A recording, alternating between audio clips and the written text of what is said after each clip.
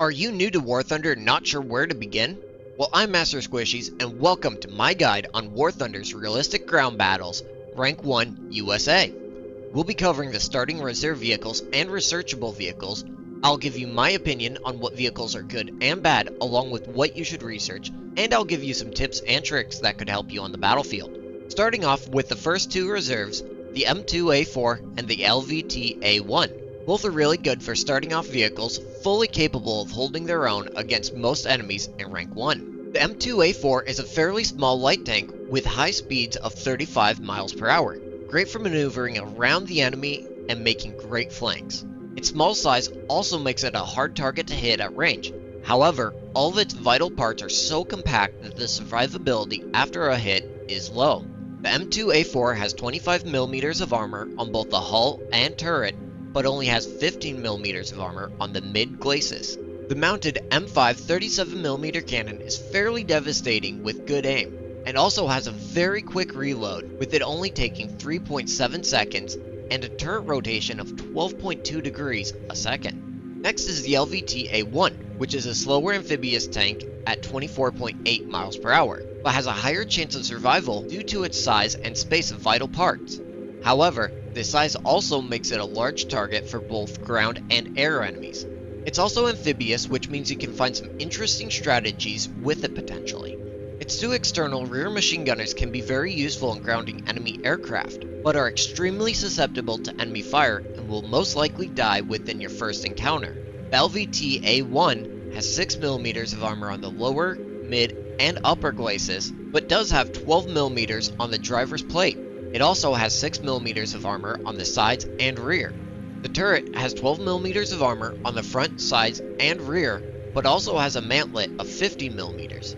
Again, the M5 37mm cannon is fairly devastating with good aim, and also has a very quick reload with it only taking 3.7 seconds and a turret rotation of 14.3 degrees a second. Next, we'll move on to the researchable vehicles. Starting with the M2, it's the first medium tank you'll get. It has a speed of 35 miles per hour and has slightly better armor than the M3A1 by 3mm on the front hull and lower glacis, making it 28mm thick, while the rest remains at 25mm on the sides, rear, and turret. The M3 37mm cannon it's equipped with is just like the M5 variant on the M3A1 and the LVT-A1 and retains the 3.7 second reload time. The turret rotation is horrible at a whopping 3.3 degrees a second, which will most likely end up getting you killed. Next is the M13 MGMC, the first anti-air half-track you'll get, and the first open-air vehicle, making it highly susceptible to strafing runs, bombs, HE, and heat. It's got very light armor with it only having 6mm all around the hull, and 12mm on the front of the turret and 6 on the sides and rear. It has really good speed at 47.2 miles per hour, and its two M2 HB 50 caliber machine guns mounted on the turret make it very devastating for air. The M13 MGMC is meant for destroying enemy aircraft and does a fantastic job at it, but it also has the ability with its two 50 caliber guns to destroy light armored vehicles. The guns take 10.4 seconds to reload, and the turret rotates at a speed of 35.7 degrees a second. Moving on, we have the M3A2, which is a very light tank with 15mm of armor on the front hull, 12mm on the sides, and 6mm on the rear, with a turret that has 15mm on all sides. It's extremely fast at 44.7 miles per hour. However, it's only armed with two turrets, one with an M2 HB 50 caliber machine gun, and the other with an M1919A4 7.62 machine gun. So the only thing you'll be killing is extremely light armored vehicles and open air vehicles. The guns reload in 10.4 seconds and have a turret rotation of 8.9 degrees a second. The M3 Stuart is a slightly better armored light tank than the M3A1 and M2, having 38mm of armor on the upper glacis, 15mm on the mid glacis, 44mm on the lower glacis, and 38mm on the front turret, while still retaining 25mm on both the sides and rear of the turret and hull. The M3 Stuart has a slower speed of 31 miles per hour compared to the M2A4, however, it's still armed with the M5 37mm cannon with a reload speed of 3.7 seconds and a turret rotation of 11.9 degrees a second. This still makes it a very devastating vehicle on the battlefield. Next is the M22, which is a light airborne tank with extremely light armor, but it makes up for it with its low profile, small size, and high speeds reaching 34.7 miles per hour. Its armor is 25mm thick on the lower glacis and 12mm thick on the upper glacis, sides, and rear. It also has 25mm of armor on all sides of the turret. The M22 is armed with an M6 37mm cannon with a 3.7 second reload and has a turret rotation of 12.2 degrees a second. Moving to the next, we have the M15 CGMC, which is an anti-air half-track like the M13 MGMC, with it retaining the 6mm of armor on all sides of the hull, but loses armor on the turret, resulting in it only having 6mm on the front and sides, but none on the rear. Again, the open-air design makes it vulnerable to strafing runs, bombs, HE, and heat rounds.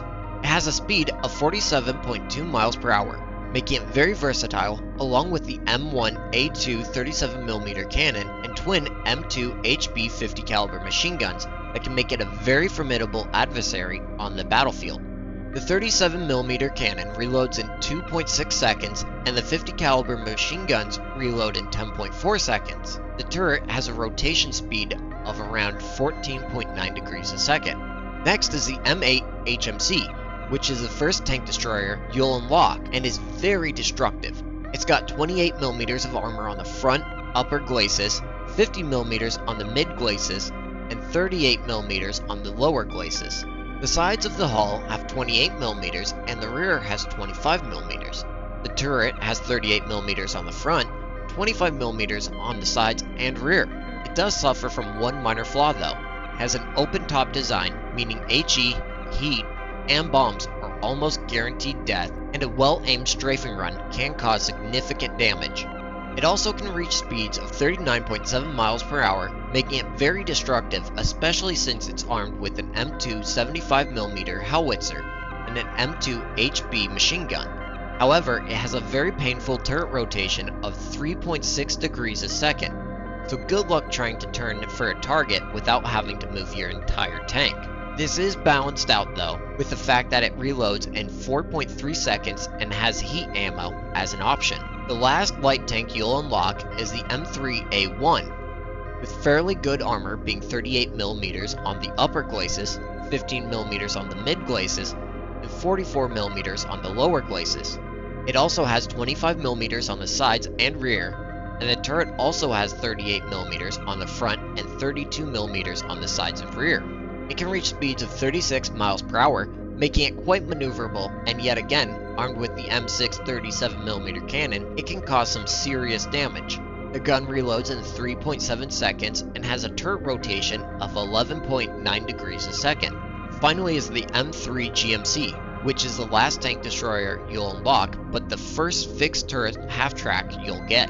It has the same armor as the M13 GMC and M15 CGMC at 6mm on all sides of the hull, but the turret gets 12mm of armor on the front and sides, but none on the rear.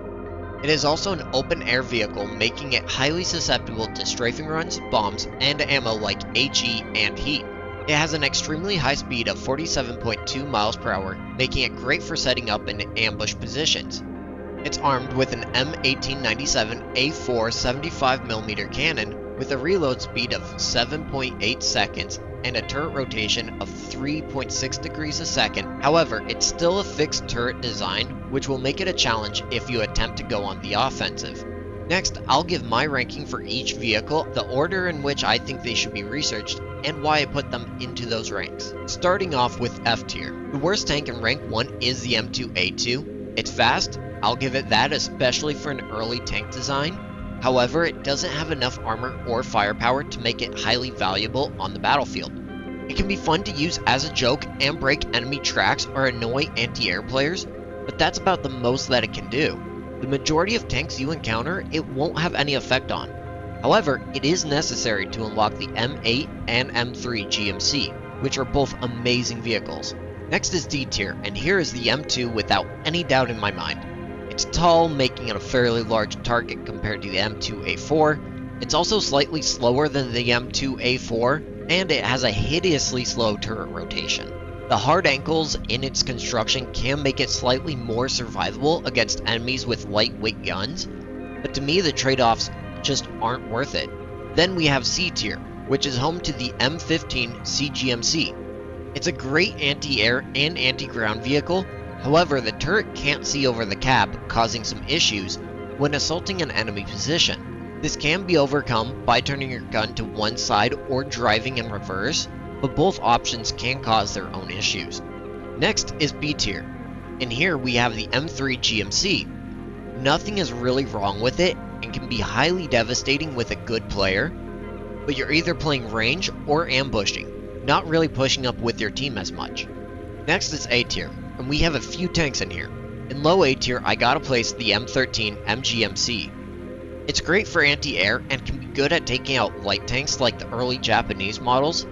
However, that's about all it can do, and thus I gotta put it in low A tier. Next we have the M2A4, the M3 Stuart, and the M3A1. All three are very good, and there's nothing wrong with any of them. However, they're almost all identical, which can make them a bit boring to use. Beyond that though, they're a very solid choice and will more than likely be your core vehicle that you use. Next is low S tier, and in there I have placed the LVT-A1. It's just a fun tank to use all around, and it's actually fairly survivable when you're in a firefight. Its large size frequently causes players to miss crucial parts on your tank, meaning you have a chance to respawn and potentially win the fight. Next is mid S tier, and in here I place the M8 HMC. The turret rotation is a killer if you can't manage it correctly, but if you can, then this thing will destroy most enemies in rank 1 and a little further up. The open top design can be a killer if you're not careful, and those pesky planes can be annoying. Luckily, the anti-air mounted 50 caliber machine gun is devastating this early on. The given bonus of it having heat rounds so early on also places it higher because of the sheer amount of damage you can do with it. Finally, the best vehicle in S tier in my opinion is the M22. It's fun, it's fast, it's got a good gun, and it's viable in almost every rank to an extent. The two-man crew makes survivability low, but even with that, it's just a blast to play. And I have tested it in-game. It can kill a tiger too, which is just hilarious. Moving on, I'll give you my research order and what I think you should do.